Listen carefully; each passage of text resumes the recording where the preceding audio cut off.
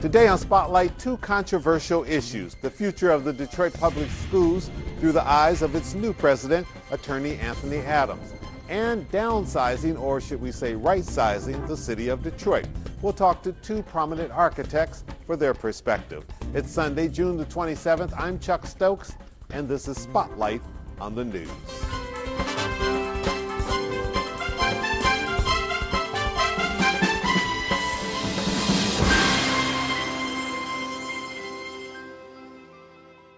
Let me start, obviously, with the obvious, right. Making lots of news, going back to your old job, right. when you were deputy mayor of the city of Detroit. Right.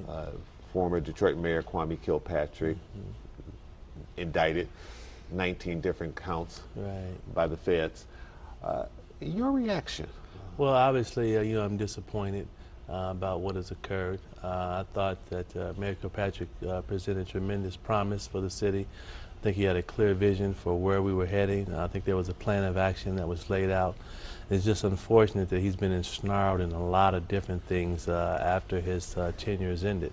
Yeah, are you surprised, though, with these indictments? I mean, these are serious. Yeah, I'm not surprised charges. Because, there's been a lot of talk in the media and there's been a lot of investigation. And I think after you spend millions of dollars in trying to find something, you had to come away with something. So it doesn't necessarily surprise me. I'm disappointed for the city, and we just hope that we can really begin. Disappointed in him? Well, obviously there's always some level of personal disappointment when you have a very close working relationship with an individual.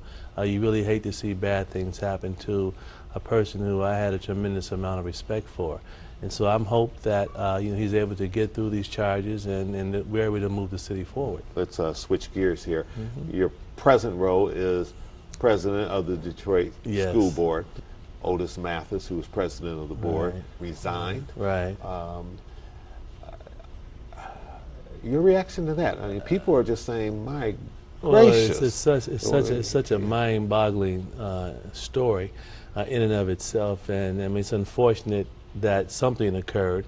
Obviously, the authorities are investigating now to determine whether or not charges will be brought. But incidents such as that one with Mr. Mathis put a cloud over everything, and in a time in which there are many people who are saying, we don't want that board anymore. We don't want an elected board. We want the mayor to just take control of this whole thing. Right. That has to help their case, because here's one more incident that they can look to and say, this is a mess. It's totally out of control. And we're embarrassed as a city. We're embarrassed as a school board. Right, but I think what we have to be focused on is what's important here and what is the message and what are we really trying to get at. If the issue is one of control for accountability, then there are various models of accountability that can be adopted. And just because we've had some bad situations have occurred at the board, why don't we look at the process to determine what is the best way for us to move forward as a city? Clearly the issue of mayoral control will be decided by the voters here in the city of Detroit. And the question I always ask myself is, what is the best model for making sure that we have full accountability in the school board? Are there changes that we can make in the structure of the school board to provide for the type of stability that we need? Why are we not working on sort of a 5-year transition plan on how we bring the district into fiscal solvency? Why are we not working on a 10-year academic plan to make sure that we have a clear roadmap and vision for how we want for our kids to be educated in the city of Detroit? Those issues are totally separate and apart from the issue of who should control it. It relates more to what the academic vision of the city is and then how we move forward. There are some people in the community who believe that Reverend David Murray, who's a member of the board, that he should be resigning because of the Otis Mathis situation, in which he basically, I think a lot of people feel as though he was trying to give cover to Otis Mathis rather than to say what he did was reprehensible. Right. He said, attributed to the fact that he was a young man, and people are saying anybody who has that type of attitude shouldn't be sitting on the Detroit Public School Board, Well, clearly, which deals with children and setting an example for children. There's been a lot of talk amongst board members as to what type of action should be taken against Reverend Murray. Clearly, I think will you be taking action? I think the overall sentiment of the board is that his comments were inappropriate, and we are considering taking some action against Reverend Murray because that's not the type of image that we want to project. Clearly, people are presumed innocent until they're found guilty. We don't want to necessarily give cover to folk who have done things that are inappropriate. But at the end of the day, we do have processes that we have to follow. We can't talk about taking action against someone unless we establish what the process should be to make sure that everybody is protected. You are very much against Robert Bobb, who's appeared on this program, having academic control? Well, clearly, because the statute doesn't allow for him to have academic control, and we're contesting, obviously, that issue in court. But I think more fundamental But his position is, if I'm going to truly turn this system around, then I have to be able to have control over not just the finances, but also the academics, because they are one and the same in many respects. They are uniquely tied together, and you can't fix one without fixing the other. But not a bad argument, is it? It sounds good until you read the statute, which clearly doesn't give him authority over academics, and the fact that he went to Lansing to try to get academic control and has been rebuffed on at least 3 or 4 different occasions, clearly signals that there should be some level of cooperation that exists between an emergency financial manager, who's an appointed position, and the Board of Education, which are elected positions. At the end of the day, no one person has a silver bullet for how to fix any situation. And what it takes is full cooperation of all parties involved. We have to work together in a collaborative and in a collective manner to bring about educational change, because at the end of the day, Mr. Bobb will not be here after March 2011. Nobody is anti-reform, and clearly we were not anti-Bobb. When he got here, I think this board stood in unison behind Mr. Bobb in a lot of decisions that he made. But at some point in time, there was a break in the relationship, really a break for the worse, because what he missed out on is the opportunity to work with people who were truly committed to improving the quality of education here in the city of Detroit. Mr. Adams, what do you say to people who will cite the budget problems in the Detroit public school system, which basically are now in control of the state because they got so bad? Well, I would say on that issue that the state left the district with a $200 million deficit after a 6-year takeover from 1999 to 2005. Part of the district's budget crisis was not created by the elected board. It was created by the state-imposed system, which took control of the district's finances and created a $200 million deficit. And what do you say to those who say, they point towards the test scores, abysmal test scores, and they say, look, you guys are partly responsible. What they should look at with that is that the board took the extraordinary step of changing the methodology for how they wanted to go about testing. It was an academic decision by the Board of Education to move to a NAEP or a international standard for test scores so that we could clearly get a gauge on where our kids stood academically. And by taking that step, using that information, the information actually was used against the board. It was not to be used in a punitive manner. Those test scores were to be used in a positive manner to realign our curriculum so that we could be in a position to change the types of things that we had. If you look at the MEEP results over the last 3 or 4 years, the MEEP results had actually been increasing in terms of raw test scoring. But when you look at the NAEP score, the first time this district ever took that test, I think it was a bold step on the part of the board to free itself from a Michigan standard, which was not a national, international standard, and to move to a more rigorous standard in terms of how we evaluate our kids. Do you believe this petition drive will be successful in terms of getting the signatures that they all need?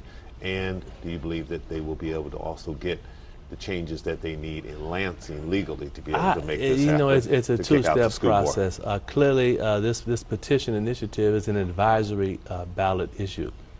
Obviously, I'm concerned about the amount of secrecy that's going around in terms of how this whole process has been planned, because clearly if you have a plan that's a good plan, then you should reveal that plan to the public. There shouldn't be any secrecy behind who's behind the issue, where were the signatures collected, who's financing the initiative. All the information needs to be put on the table so the public can clearly evaluate the decision.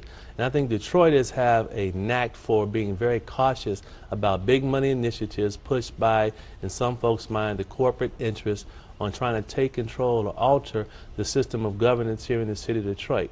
What we need to be focused on, however, is if they can spend $2 million or $5 million on a ballot initiative, why can't we spend that type of money in terms of trying to come together to rally the community around an academic plan, and we'll let the chips fall where they may with respect to the issue of governance. Very good. Thank you for coming in and giving the board's perspective and your perspective as president of the board to obviously what is a controversial situation and one in which there probably are not real easy answers. Okay. All right. Since taping this interview with Anthony Adams, we've learned that Mayor Dave Bing will hold a community meeting tomorrow to begin discussing a plan for possibly taking over the elected Detroit School Board.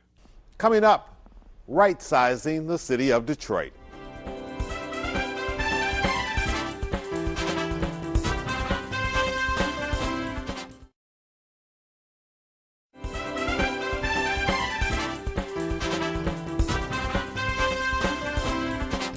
And welcome back to Spotlight. Joining me now is Alan Cobb. He is president of AIA Michigan, and seated next to him is Frank Arvin, and he is secretary of AIA Detroit. And both of you are architects. AIA stands for the American Institute of Architects, correct? That's right. Thank you. Very quickly, in Michigan, what's your membership? We have about 1,500 to 1,600 members, architect members in the state of Michigan. And in the city of Detroit? A little over 800. A little over 800. Both of you are architects, but you have an interest in this issue, which has become controversial, of right-sizing, or some would say downsizing, the city of Detroit. And it's an idea that Mayor Bing has floated out here, and it's certainly something that he has great interest in and believes that that we don't have the number of people in the city to support the size of the city in terms of land mass, and so we've got to rethink how we've been doing things. From an architect's point of view, how do you all fit into this, and what interest do you have? Well, we first of all applaud Mayor Bing for taking this on and looking at ways of taking the first step. He's looking at demolishing some of the abandoned buildings and working through this plan. He's also put a team of people together to try to organize what the next steps will be, and this will be ongoing for many years.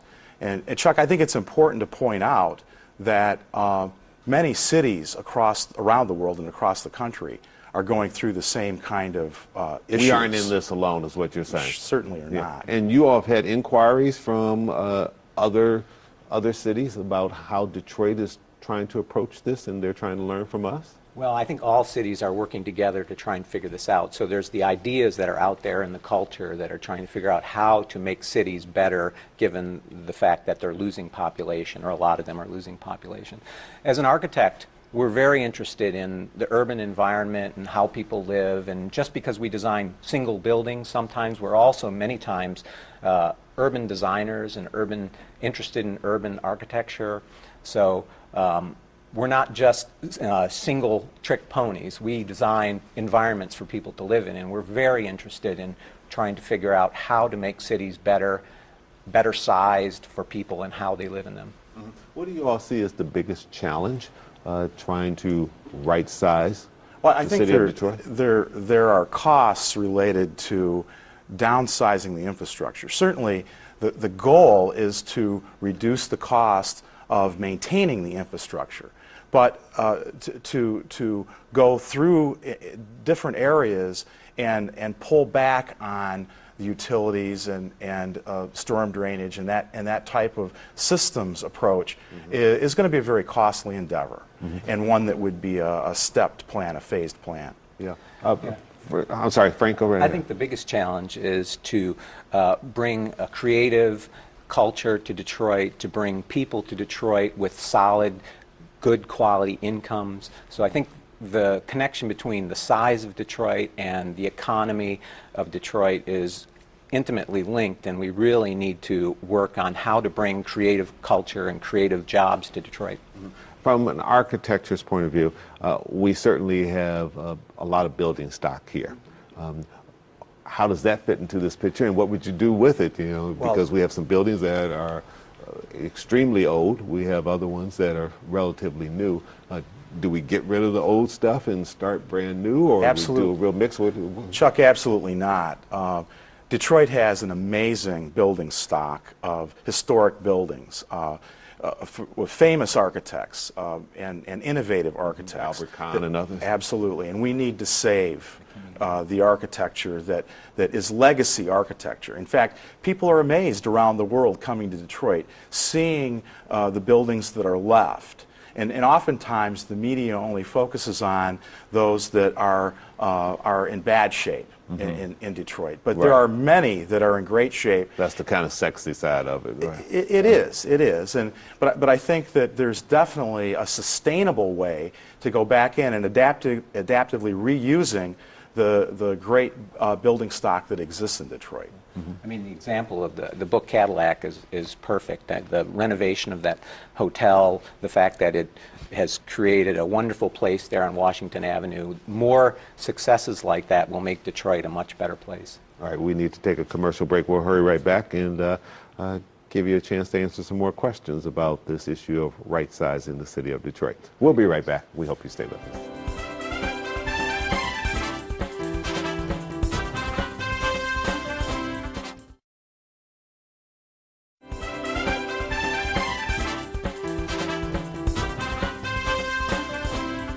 Alan and Frank, as we talk about the right sizing of the city of Detroit,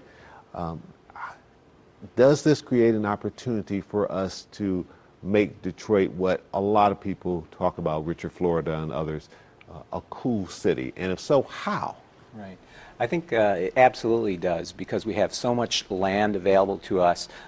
These ideas have been in the culture for a long time. The idea of there's a movement out there called the New Urbanist Movement, and that's a movement which talks about making cities walkable, which making cities livable, which making cities a smaller scale so that people can know their neighbors. And this idea that we can make a kind of set of villages out of Detroit would make Detroit a wonderful and cool city. So it's a really important concept. Really a cluster of vibrant villages separated by green space, more when you say sustainable. villages, do you mean it's like strong neighborhoods? Exactly, exactly. Looking at the anchors of the community, the churches, the schools, the viable areas, and strengthening them, pulling them together and providing linkages between them. With more green space, really creating a green Detroit. Green is a major movement across the country in city planning, and I think here in Detroit we have the ability to make it happen. And many of the young people, the artists and professionals, are very excited about an urban environment, living in an urban environment, and living in a sustainable kind of healthy urban environment.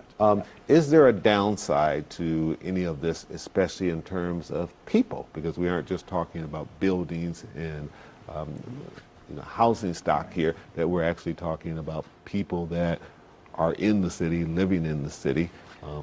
The difficulty is trying to develop the political will, to have the population agree with the notion that we need to redistribute the population in some way, to get people to move out of areas that are blighted. And that's not an easy thing to do when you're talking about people who've been in a neighborhood for many, many years and may not have the economics to be able to move from one place to another. I think the mayor needs to provide a compelling plan, a compelling vision, which will allow people to see why it would be better to move from where they are to a newer and better place.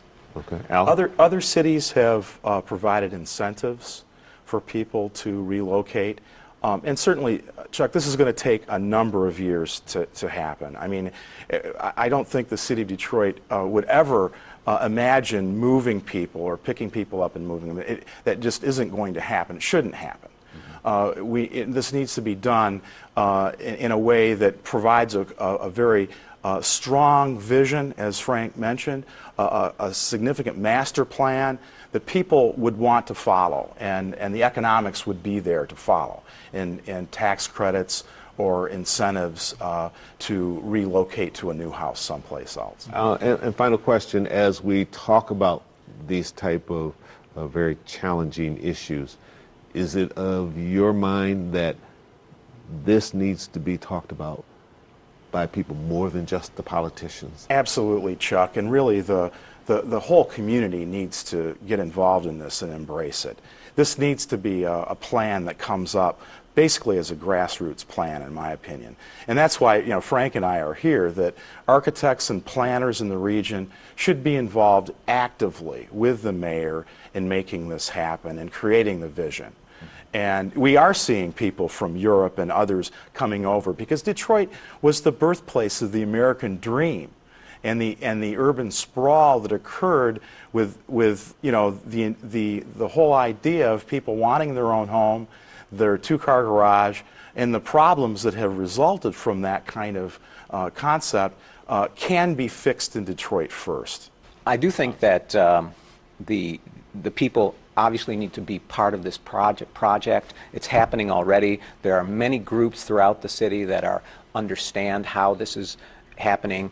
There's magazines out there, webzines that are writing about this. There was a recent article in Model D, which is a great webzine that people can look at on right sizing. It was written by Andre Brumfield, I believe. And so there's a lot of groups, Synergy Detroit, there's Transit Riders United. All of these people are talking about the same thing. There is really a great groundswell of populist support for this idea. And the great thing is that the conversation is already underway, and we'll see where it takes us. Yeah. All right, very good. Great. Alan, thank you so much for joining us. We appreciate it. Alan Cobb and Frank Arvin, thank you for joining us. Thank you, Chuck. We appreciate the input from AIA, and we'll see where we go with all this over the next several years. Thank you, Chuck. All right, and we'll be back in just a moment. Don't go away.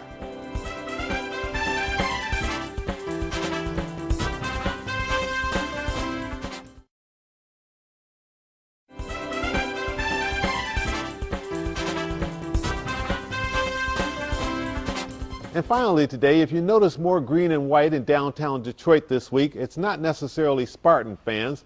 More than 2,500 members and associates of the Lynx Incorporated will be meeting for their National Assembly.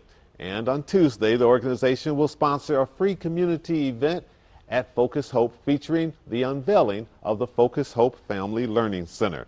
The public is invited for a day of free health screenings and workshops for all ages this Tuesday from 10 a.m. until 2 p.m. We welcome the Lynx. I'm Chuck Stokes. We'll be back next week with more newsmakers in the spotlight. We hope you have a great week.